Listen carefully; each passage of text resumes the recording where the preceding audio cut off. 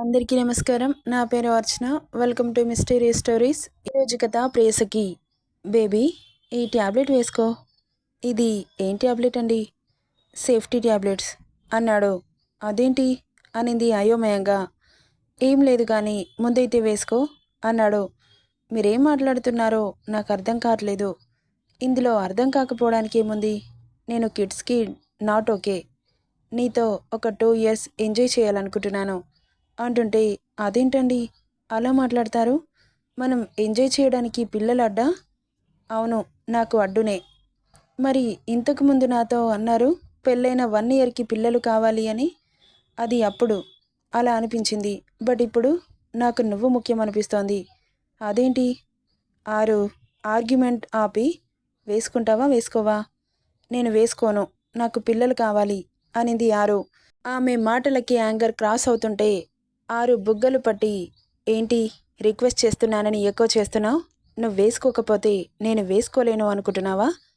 ఎందుకు ఇలా చేస్తున్నారు? నాకిప్పుడే పిల్లలొద్దు అన్నాను. ఎక్కువ చేసావనుకో పిల్లలే వద్దు అంటాను. అప్పుడేం చేస్తావు అన్నాడు సీరియస్గా. ఒక్కసారిగా కళ్ళల్లో నీళ్లు చిమ్మాయి ఆమెకి. సెకండ్లో నా చేతిలో ఉన్న పిల్స్ నీ గొంతులో పడాలి, లేకపోతే నేను వాడతాను అంటుంటే కన్నీళ్లతో అతన్ని చూస్తూ అతని చేతిలో ఉన్న పిల్స్ని తీసుకుని గొంతులో పడేసింది ఆరు. హర్షిత్ అక్క నుండి సీరియస్గా వెళ్ళిపోయాడు. వెళ్ళిన అతన్ని చూస్తూ బెడ్ మీద వాలిపోయింది. కన్నా, ఆరు ఎక్కడా? రూమ్లో ఉంది మామ్. ఇంకా లేవలేదేంటి? తనకు కాస్త ఒంట్లో బాలేదు. అవునా, ట్యాబ్లెట్ వేసుకుందా? ఇప్పుడే వేసుకుంది మామ్. అవేంటో తెలియక సరే అనుకుంది అంజు. ఈ పాలు తనకి తీసుకెళ్ళు కన్నా, బాగా అలసిపోయి ఉంటుంది కదా అని నవ్వుకుంటూ కిచెన్లోకి వెళ్ళింది అంజు. పాల గ్లాస్ తీసుకొని రూమ్కెళ్ళాడు హర్షిత్. కన్నీళ్లు వద్దన్న వరదలాగా వచ్చేస్తుంటే వాటిని తుడుచుకోవాలని కూడా మర్చిపోయి ఏడుస్తూ ఉంది ఆరు. బేబీ అంటూ ఆమె భుజం మీద చేయి వేశాడు హర్షిత్. ఏం మాట్లాడలేదు ఆరు. మళ్ళీ భుజం తట్టాడు. ఆమె కన్నీళ్లు బెడ్ లోపలికి ఇంకిపోతున్నాయి. అతనికి కనబడట్లేదు. అటువైపు తిరిగి ఉంది ఆరు. ఏడుస్తుంటే బాడీ వెక్కుతున్నట్లు అనిపించి ఆమెను అతడి వైపుకు తిప్పుకున్నాడు. ఏడుస్తున్న ఆరుని చూసి, ఎందుకు ఏడుస్తున్నావు అన్నాడు సీరియస్గా. నాకంటే పిల్లలే ఎక్కువనా? మన ప్రేమకి ప్రతిరూపం పిల్లలు. నువ్వెంతో పిల్లలు అంతే అంటుంటే అంతేనా అన్నాడు. ఇంకేం మాట్లాడలేదు ఆమె. నా మీద ప్రేమ తగ్గిపోయింది కదా ఆరు అన్నాడు. అలా అంటారేంటి అనింది తలెత్తి అతన్ని చూసి. పెళ్ళైన 2 రోజులకే నువ్విలా పిల్లలు పిల్లలు అంటూ ఏడుస్తున్నావంటే అలాగనే అనుకోవాలి కదా. అది కాదండి, మీ మీద ప్రేమ ఎప్పటికీ తగ్గదు. మాటల్లో చెబుతున్నావు, చేతల్లో కనిపించట్లేదే. సరే, ఇప్పుడు ఏమి చేయమంటారు చెప్పండి. ఇలా ఏడవకుండా పాలు తాగి రెస్ట్ తీసుకో అంటాను అంటూ ఆమె కన్నీటిని తుడిచి పాలు ఆమె నోటికి అందించాడు. ఇకేం మాట్లాడకుండా తాగింది. పాల మీసంని అతడి నాలుకతో లిక్ చేసి, ఈ పిల్స్ని నువ్వు వాడాల్సిన పని లేదులే అంటుంటే కళ్ళు మతాబుల్లా వెలిగిపోతుంటే, ఇప్పటి నుండి నేను వాడతాను, సేఫ్టీ అని చెప్పి పడుకో అన్నాడు. వెలిగిన కళ్ళని మళ్ళీ వేలాడేసింది. ఇక బాడీ అంతా పులిసిపోయినట్లు ఉండడంతో పడుకోగానే నిద్ర పట్టేసింది ఆరుకి. ఆమె తల నిమురుతూ నుదుటి మీద ముద్దు పెట్టి బెడ్షీట్ కప్పి అక్కడి నుండి వెళ్ళిపోయాడు. మామ్, నేను ఆఫీస్కి వెళ్తున్నాను, బ్రేక్ఫాస్ట్ చేసి వెళ్ళు కన్నా అంటుంటే సరే అంటూ కూర్చున్నాడు. తనకి ఎలా ఉంది? పాలు తాగిందా? తాగింది మామ్. పడుకుంది. కాసేపు ఆగి బ్రేక్ఫాస్ట్ పెట్టు అంటుంటే సరే నేను చూసుకుంటానుగా అంటూ సర్వ్ చేసింది. ఇక హర్షిత్ తినేసి ఆఫీస్కి వెళ్ళిపోయాడు. ఎక్కడున్నావురా? ఇంట్లో ఉన్నాను బావా. ఆఫీస్కి రావా? ఈరోజు క్లయింట్స్తో మీటింగ్ ఉంది. ఓకే, వస్తున్నాను బావా. త్వరగా ప్రియ కూడా వస్తానంటుంది అంటుంటే ఓకే అన్నాడు. సార్, మీతో మాట్లాడడానికి ఎవరో వచ్చారు అంటుంటే పంపించు అన్నాడు హర్షిత్. ఓకే సార్, కాసేపటికి మే ఐ కమిన్ సార్ అంటుంటే తలెత్తి చూసి, ప్రకాష్ గారు రండి రండి అంటూ సీట్ ఆఫర్ చేశారు. కాల్ చేసి కాఫీ తీసుకురమ్మని చెప్పాడు. చెప్పండి అన్నాడు అతన్ని చూసి హర్షిత్. చెప్పేదేం లేదు సార్, నాకున్న ప్లేస్ అది మాత్రమే. ఆ ప్లేస్ మొత్తం కావాలి అన్నారు కాబట్టి బయట మార్కెట్లో ఎంత ధర పలుకుతుందో దాంట్లో సగం ఇచ్చి మీ షేర్స్లో భాగం ఇవ్వండి అన్నాడు అతను. అదేంటి ప్రకాష్ గారు, ఆ భూమిని మొత్తంగా మాకే ఇస్తామని చెప్పారుగా. చెప్పాను కానీ ఫ్యూచర్లో రేటు బాగా పలుకుతుంది. నేను ఇప్పుడు తక్కువగా అమ్ముకొని లాస్ అవ్వలేను కదా. మిమ్మల్ని తక్కువగా ఎవరిమ్మన్నారు? ఫ్యూచర్ రేట్ క్యాలిక్యులేట్ చేసి మీ చేతిలో పెడతాం. నాకిద్దరు అబ్బాయిలున్నారు సార్. మీ కంపెనీలో షేర్ ఇస్తే నా పిల్లలు కూడా కాస్త లైఫ్‌లో సెటిల్ అవుతారుగా అంటుంటే, నో థాంక్స్. ఇక మీరు వెళ్ళొచ్చు అని షార్ప్‌గా చూశాడు. అతన్ని హర్షిత్ చూపులకి భయపడి ఒక్క మాట కూడా మాట్లాడకుండా అక్కడి నుండి వెళ్ళిపోయాడు అతను. అప్పుడే హర్షిత్ క్యాబిన్‌కి వస్తున్న ఆరుష్ వెళ్తున్న అతన్ని చూసి, ఏమైంది బావా అలా వెళ్ళిపోతున్నాడు? గెటౌట్ అంటే వెళ్ళడా? అన్నాడు ల్యాపీలో చూస్తూ. నువ్వెందుకు గెటౌట్ అన్నావు? వాడు మన షేర్స్‌లో గెటిన్ అంటున్నాడని నేను గెటౌట్ అనాల్సి వచ్చింది. అదేంటి? నాకేం అర్థం కాలేదు. నీకు అర్థం కాకపోతే వచ్చే నష్టమేం లేదు కానీ వెళ్ళి ఫారిన్ ప్రాజెక్ట్ వర్క్‌ని ఫినిష్ చేయేలా చూడు అంటూ వర్క్‌లో మునిగాడు. ఏదీ తిన్నగా చెప్పడు అని గొనుక్కుంటూ వెళ్ళాడు ఆరుష్. ఆరు అనుకుంటూ టిఫిన్ ప్లేట్‌తో లోపలికొచ్చింది అంజు. ఆమె పిలుపుకి చిన్నగా కదిలింది ఆరు. ఇప్పుడు ఎలా ఉందమ్మా అంటూ భుజం మీద చేయి వేసింది. పర్వాలేదత్తయ్య అంటూ లేచి కూర్చుంది ఆరు. సారీ అత్తయ్య. సారీ ఎందుకు? మార్నింగ్ మెలకువ రాలేదు. ఈ టైంలో ఎలా ఉంటుందో నాకు తెలుసు ఆరు. నువ్వు సారీ చెప్పాల్సిన అవసరం లేదు అనుకుంటూ ఇడ్లీ ప్లేట్ తీసి ఆరు చేతిలో పెట్టింది అంజు. మీకెందుకు అత్తయ్య శ్రమ? ఇందులో శ్రమేముంది? తిను అంటుంటే నవ్వుతూ తింటూ ఉంది. హర్షిత్ అన్న మాటలు అంజుతో చెప్పాలని ఉంది కానీ చెబితే మళ్ళీ ఏం రచ్చ చేస్తాడో అని భయం కూడా వేసి చెప్పడం మానుకుంది. ఇక తినేసి ప్లేట్ పక్కన పెట్టింది. నువ్వు పడుకో ఆరు. రెస్ట్ తీసుకుంటేనే కాస్త సెట్ అవుతుంది. ట్యాబ్లెట్ వేసుకున్నావా అనగానే మార్నింగ్ వేసుకున్న ట్యాబ్లెట్ గుర్తొచ్చి వేసుకున్నాను అన్నట్లు తలూపింది. సరే ఇక పడుకో అంటూ వెళ్ళింది అంజు. ఏమైంది బేబీ పడుకున్నావా అంటూ వచ్చాడు బెడ్ మీద పడుకున్న ఆరుని భుజం తట్టి ఊపుతూ. ఆలోచనలో ఉన్న ఆరు హర్షిత్ మాటలకి తేరుకొని కళ్ళు తెరిచి చూసింది. ఎలా ఉంది అన్నాడు నవ్వుతూ. పర్వాలేదు అనింది ముభావంగా. నువ్వలా ఉంటే బాలేదు. కాస్త నవ్వొచ్చు కదా అంటుంటే నవ్వింది. నీ నవ్వులో జీవం లేదు. సరే నేను ఫ్రెష్ అయ్యి వస్తాను అంటూ వాష్రూమ్కెళ్ళాడు. అతన్ని చూస్తూ ఉండిపోయింది ఆరు. కాసేపటికి డిన్నర్ చేసావా అంటుంటే మాట్లాడలేదు. చెప్పవే చేసావా? సరే చేయలేదనిపిస్తుంది. పద డిన్నర్ చేద్దాం అంటూ ఆరుని కిందకి తీసుకెళ్లాడు హర్షిత్. వెళ్ళేసరికి అను హర్ష తింటూ కనిపించారు. వీళ్ళని చూసి చిన్నగా స్మైల్ ఇచ్చి, ఇంత లేటుగా వచ్చావేంటి కన్నా? మీకు తెలిసిందే కదా డాడ్, చాలా వర్క్ పెండింగ్లో ఉంది. సరే కానీ క్లయింట్స్తో మీటింగ్ ఉంది అన్నావుగా, ఏమైంది? వాడికి మన షేర్స్లో వాటా కావాలంట అంటుంటే మరి నువ్వేమన్నావు? గెటౌట్ అన్నాను. హర్షిత్ మాటలకి నవ్వుకున్నాడు హర్ష. ఇక మాటల్లోనే డిన్నర్ ఫినిష్ చేసుకొని ఎవరి రూమ్కి వారు వెళ్ళిపోతుంటే అంజు ఆరుని పిలిచి పాల గ్లాస్ చేతికిస్తూ, అంత సవ్యంగానే ఉంది కదా అనగానే అవును అన్నట్లు తలూపింది. మగవాళ్ళు ఆ ఒక్క విషయంలో హర్ట్ కాకుండా చూసుకోవాలి. ఎందుకంటే వాళ్ళు డే మొత్తం కష్టపడి వచ్చి మన దగ్గరే ఆ కష్టం మర్చిపోయి సంతోషంగా ఉంటారు. ఆ విషయంలో తనని బాధ పెట్టకు అని చెప్పగానే సరే అంటూ తలూపింది ఆరు. పాల గ్లాస్తో రూమ్కెళ్ళిన ఆరు హర్షిత్ కనబడలేదు. ఎక్కడికెళ్ళాడు అనుకుంటూ వెతుకుతుంటే వెనుక నుండి హత్తుకొని, ఇప్పటి వరకు ఏం చేశావు అన్నాడు వీపు మీద ముద్దు పెడుతూ. అత్తయ్యతో మాట్లాడాను అనింది. ఏమనింది?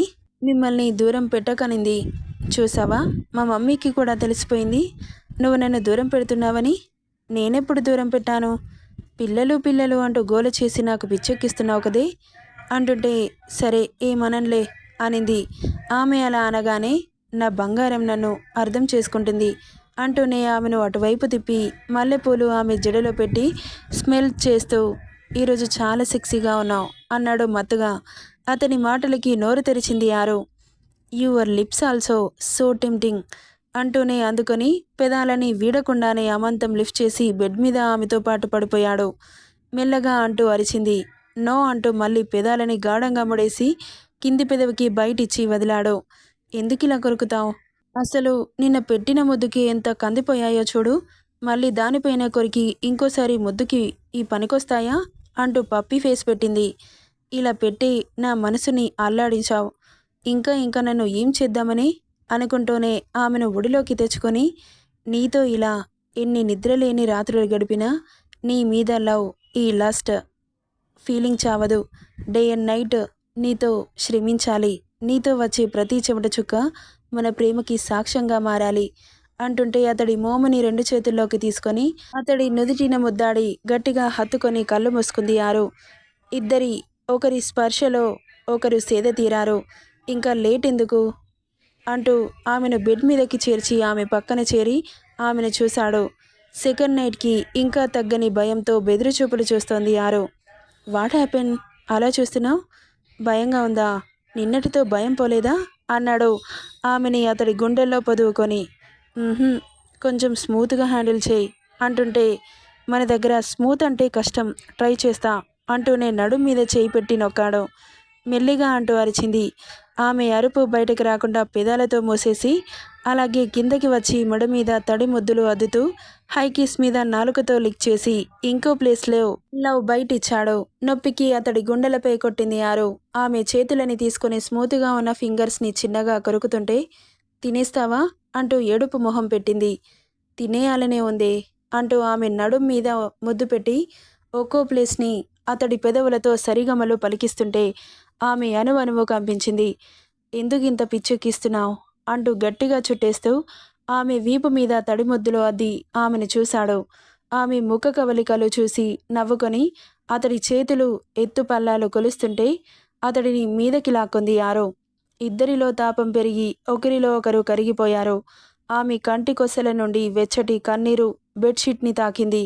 మార్నింగ్ 3 అవుతుందనగా ఆమెను నీరసం ఆవహించి గివప్ ఇచ్చేయడంతో నుదిటికి పట్టిన చెమటని తుడుస్తూ ఆరుని గట్టిగా చుట్టుకొని నిద్రలోకి జారిపోయాడు హర్షిత్. ఇక అలా రోజులు గిర్రున తిరుగుతున్నాయి. ఆరుష్, ప్రియా, అను, అగస్త్య పెళ్లిళ్ళు కూడా ఒకేసారి పెట్టుకున్నారు. ఇంట్లో హడావిడి మళ్ళీ మొదలైంది. అంజు, ఆరు పెళ్లి పనుల్లో రెస్ట్ లేకుండా చేసేస్తున్నారు. ఈ మధ్యలో నా మీద ప్రేమ తగ్గిపోయింది నీకు, ఏమాత్రం పట్టించుకోవడం మానేశావు అంటూ కిచెన్లో కుక్ చేస్తున్న ఆరుని వెనక నుండి హత్తుకుంటూ అన్నాడు హర్షిత్. చూస్తున్నారుగా ఇంట్లో ఎన్ని పనులుంటున్నాయో, మేడ్స్ ఉన్నారుగా చూసుకోవడానికి. అత్త కోడళ్ళిద్దరూ ఎందుకు హైరాణ పడిపోతున్నారు? మన పనులు మనం చేసుకుంటేనే బాగుంటుందండి. బాగుంటుంది కానీ పనిలో పడి మొగున్ని మర్చిపోవడం ఏం బాగోదండి అన్నాడు ఆమెను ఇమిటేట్ చేస్తూ, బుగ్గపై ముద్దిస్తూ. ఎవరైనా వస్తే బాగోదు, మీరు ఇక్కడ నుండి వెళ్ళండి. నా పిల్లాన్ని నేను ముద్దు పెట్టుకుంటే తప్పేంటి? వచ్చిన వాళ్ళు చూసి కళ్ళు మూసుకుంటారులే, నువ్వేం టెన్షన్ పడక అంటూ తుంటరి పనులు చేస్తుంటే, మీ చేతులు ఊరుకోవా? నన్ను డిస్టర్బ్ చేస్తూనే ఉంటాయి. నిన్ను చూస్తే ఊరుకోనంటున్నాయి బేబీ, ఏం చేయను అంటూనే ఆమె నడుం దగ్గర చీర జరిపి పొట్ట మీదకి తెస్తూ అన్నాడు. ఎందుకు ఊరుకుంటాయి? చేతులపై అట్లకాడ పెడితే ఇంకోసారి దగ్గరికి రావు అంటుంటే ఆమె నాభి వరకు చేరింది అతడి చెయ్యి. Your golden whole, so tasting, so tempting అనుకుంటూ వేలితో తిప్పాడు. హా అంటూ అరిచి వెనక్కి తోసింది. ఏమైందని అందరూ పరుగున వచ్చారు. ఆరుని గుర్రుగా చూస్తూ నథింగ్ అని చెప్పి అక్క నుండి వెళ్ళిపోయాడు హర్షిత్. అను వెళ్ళిన హర్షిత్ని చూసి నవ్వుకుంటూ, ఏమైంది వదినా, మా అన్నయ్య ఏమైనా తుంటరి పనులు చేశాడా అంటుంటే, నీకు సిగ్గులేదను అంటూ బ్లష్ అవుతూ తల తిప్పేసుకుంది ఆరు. అబ్బో అదంతా సిగ్గే అంటుంటే, అదిగో అన్నయ్య అనింది ఆరు. టక్కున తల తిప్పి చూసింది అను. అక్కడ ఎవరూ లేకపోవడంతో, వదినా యూ చీటర్ అంటూ భుజంపై కొట్టింది. నీకిలా షాక్లు ఇవ్వకపోతే నన్ను ఆడేసుకుంటావుగా, ఇప్పటి నుండి ఇట్స్ మై చాయిస్ అనుకుంటూ అను బుగ్గ గిల్లింది ఆరు. చాయ్ తాగుతావా? స్ట్రాంగ్గా పెట్టు. నీ చేతి టీ బాగా అలవాటైపోయింది, నువ్వు మాత్రం నేర్చుకోకే అంటూ వచ్చింది అంజు. ఎలాగో పెళ్లి చేసి పంపిస్తున్నారుగా, నా మొగుడు నాకు నేర్పిస్తాడులే అనగానే నోరు తెరుచుకొని చూస్తూ ఉంది ఆరు. వామ్మో, నువ్వు చాలా ఇన్నోసెంట్ అనుకున్నానను, మీరందరూ అలా అనుకుంటారని మాటలు నేర్చుకున్నాను వదినా. ఏడ్చావులే, కనీసం టీ పెట్టడం కూడా రాకపోతే ఎలాగే?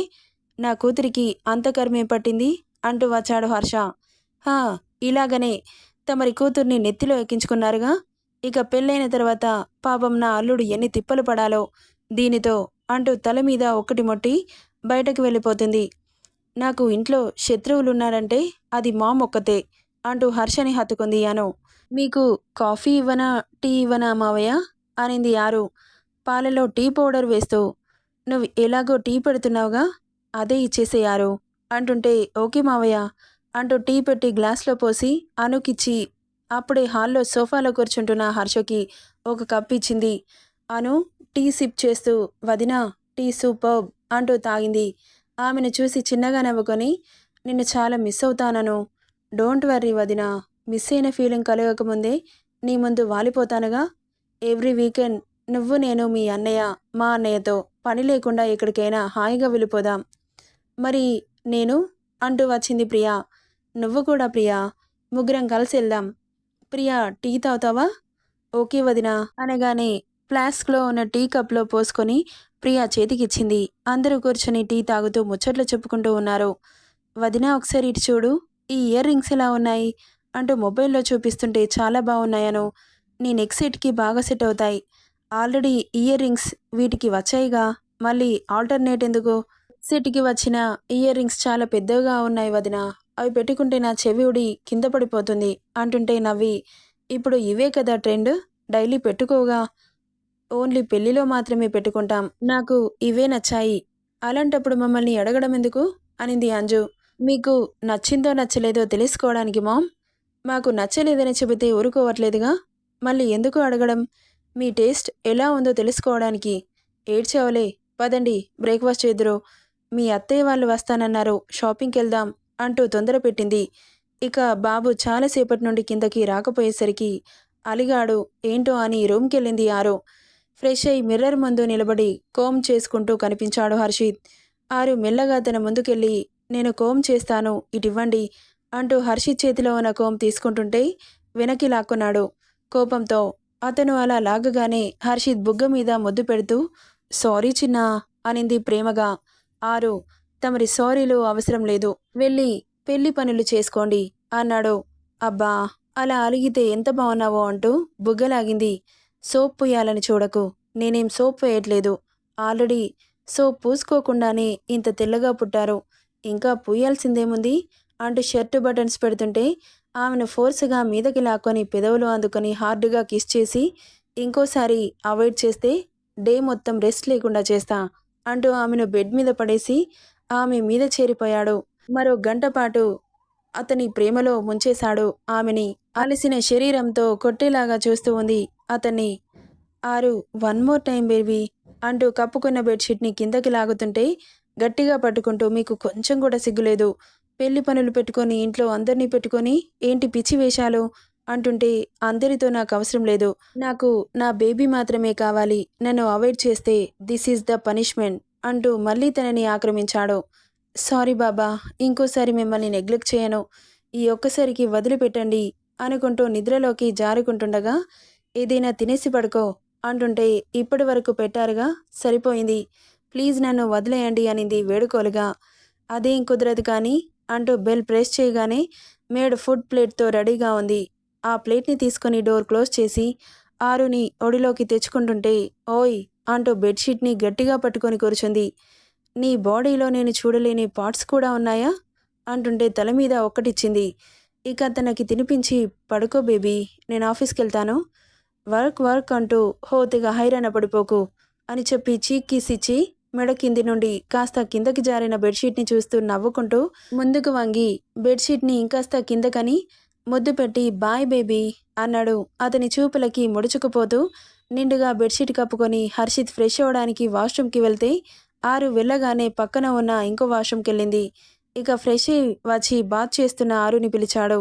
ఏంటండి అనింది. నేను ఆఫీస్కి వెళ్తున్నాను, ఓకే బాయ్ అనింది. ఒకసారి ఇలా రా అన్నాడు. స్నానం చేస్తుంటే ఎలా రావాలి? నేనే రానా? ప్లీజ్ అండి, ఇక చాలు, మీరు వెళ్ళిపోండి అని రిక్వెస్ట్ చేస్తుంటే, మనను కానీ ఒకసారి ట్రావే అన్నాడు. డోర్ దగ్గరికి వచ్చి చిన్నగా ఓపెన్ చేసింది. టవల్లో ఉన్న ఆరుని చూసి నవ్వుకుంటూ చిన్నగా ఓపెన్ చేసిన డోర్ని తీసుకుని లోపలికి వెళ్ళి ఆమెను గట్టిగా చుట్టేసి, నేను ఆఫీస్కి వెళ్ళేటప్పుడు నువ్వు నా కంటికి కనిపించకపోతే ఆఫీస్లో వర్క్ ఎలా జరుగుతుంది అంటూ ఆమె జగన భాగాన్ని చిన్నగా నొక్కి బాత్ చేయడం వల్ల అక్కడక్కడ నీటి బొట్లు ముత్యాల్లా మెరుస్తుంటే నాలుకతో లిక్ చేసి, సో టేస్టీ అనుకుంటూ పెదవులపై చిన్నగా పెక్కించి, లిప్స్కి కూల్ లిప్ బామ్ రాసుకో, ఓకే అని చెప్పి టేక్ కేర్ బాయ్ అంటూ ఆమెను వదిలి వెళ్ళిపోయాడు హర్షిత్. నెక్స్ట్ పార్ట్లో ఏం జరుగుతుందో చూద్దాం. ఈ స్టోరీ ఎలా ఉందో కామెంట్ చేయండి guys. Thank you for listening.